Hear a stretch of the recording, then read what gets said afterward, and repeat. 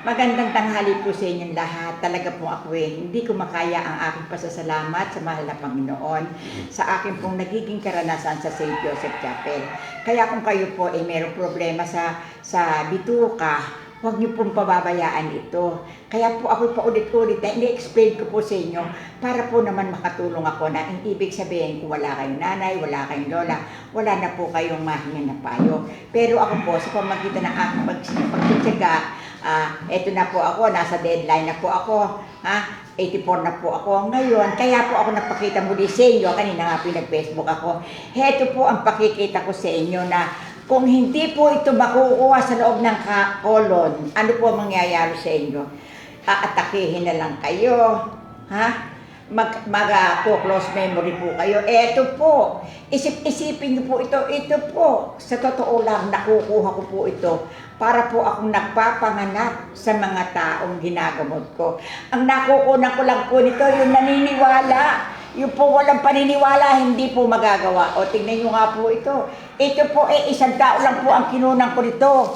O tingnan nyo nga po ito. Kaya po ngayon, ang aking kinunan nito isang tao. Hindi po niya kaya ipaliwanag ang biyaya ng Panginoon sa araw na ito, sa kanyang pagkatao.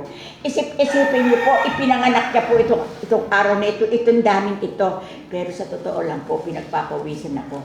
Kaya nga po, ipinakita ko po sa inyo ng personal.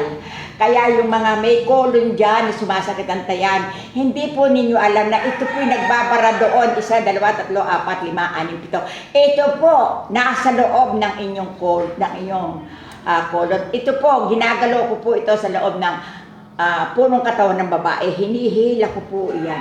Kaya ito lang po ang mahalaga kong balita sa araw ng March 3 na isang biyaya ng Panginoon sa isang tao na nagpagamot po sa akin. Ito po nakuha ko. Alam niyo po, napakabigat po. Sa titsa ko po, merong 4 na kilo. Kaya nga po, mahirap pong paniwalaan ang aking ginagawa. Nananawagan po ako doon sa mga may mayoma.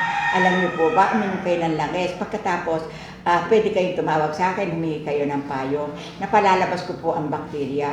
Hindi po mahahawa ang inyong sa bus, sa mayoma. Kasi po, ito pong mayoma, pag po namaga at dinaanan po yung daanan doon, daanan ng ihi, mamamagana po iyan. Hindi na po malaman nyo kung ano gagawin nyo, puro iyak. Kaya po palakpakan nyo po itong nakuha nito sa isang tao na biyaya ng Diyos. Ipinakita ko po sa March 3. Salamat po. Bye-bye po. Bye-bye.